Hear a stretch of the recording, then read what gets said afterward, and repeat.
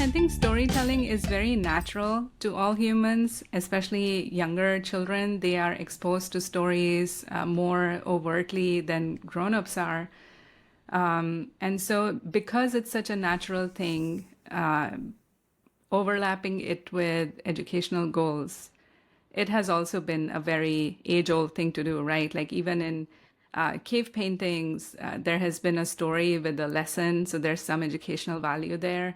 And then, with PBS Kids and Sesame Street, they've been doing this for a long time, combining learning goals with stories. So yeah, it's been around a while. And then the world of children's books, children's literature, I think that is why it's important because it's so natural, it's so engaging, you're really drawn to the plot structure because you introduce a character, something, you make people fall in love with that character. Now that character has a conflict and you're invested emotionally that, oh, I wonder what's going to happen next, versus if it's just like a plain delivery of content that here, chapter 1, now turn the page. It's just boring. So it's just a very natural way to learn for everyone. And do you have some examples of concepts that are particularly hard to teach that you've come across and that came through so much better through storytelling? Yeah, I'll give shout out to my friend Colleen Keeley. She's the Dr. Colleen Keeley. She's the CEO of Kids Chemical Solutions. She actually won an Emmy last year, and she just redesigned chemistry as molecular literacy. So it's not just a subject, it's a form of literacy, a way of understanding chemistry in the world around us. And it's all characters. So she collaborated with some artists and they transformed all the elements of the periodic tables into characters. And they interact with each other, and then they have some videos and then some workbooks and some illustrated note cards and memory devices. And she posts videos on LinkedIn about how kids are just so excited and so fluent in chemistry. It's like a language for them now. How do you make a character engaging?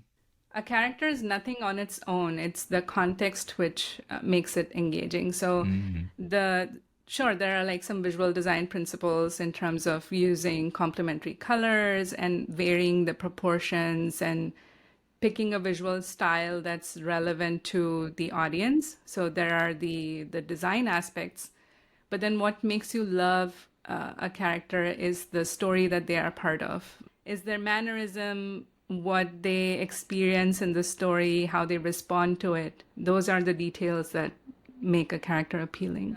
There are so many educational games or illustrated books where you're right, like you don't, the character just like delivers information. It's kind of like that annoying Clippy in Microsoft Word, right? It's a character, sure. But you're not connected with it emotionally because what's Clippy's story? That's what I wondered about as a kid. That, Yeah. oh, this stupid paper clip, what's its story? Where did it come from? Does it have like a family of paper clips or other office supplies or We should make a whatever? movie about it, yeah. Yeah, the world's least watched movie, Clippy's backstory.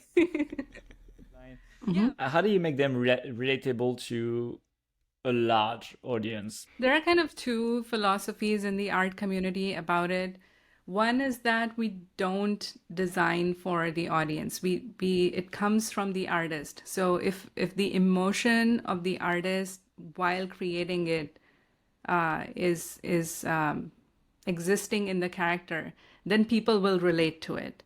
And the other approach, which is more popular in research, is just to understand, like do an extremely thorough audience analysis, really try to understand their tastes and then again, we run into the challenge that you pointed out that if the sample size is really big, then you cannot narrow it down and design for a very specific context.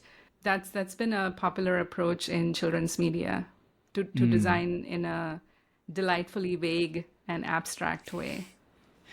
Oh, I love that. Delightfully vague. And There are these virtual influencers like selling them more things or projecting a fake life. And even when they know that this is all fake, it's still aspirational that, oh, I wish my life was like this, right?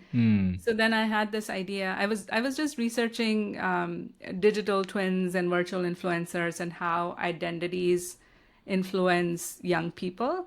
And so then I came up with this idea that, what if instead of just selling products, we used the power of virtual influencers to share something educational and, not worry about the advertising or showing that you have a perfect life, but just like television industry or film industry has done in the past, give a glimpse to children of their own life in the form of a story. And so that's where I came up with this idea. The character that I designed, Oki Pie, it's like a heart-shaped 7-year-old girl. So again, like abstract characters like Sesame Street. And so now I'm building the world of this character, and later this year, I'll be launching one by one pieces of her story on Instagram. And each post will essentially have a short story. And I'm a firm believer that, as makers, as creative people as we are, we, like I said, sometimes existing in spaces where you were not welcome or not expected, that is part of the revolution. So just create and exist in spaces that were traditionally not meant for you.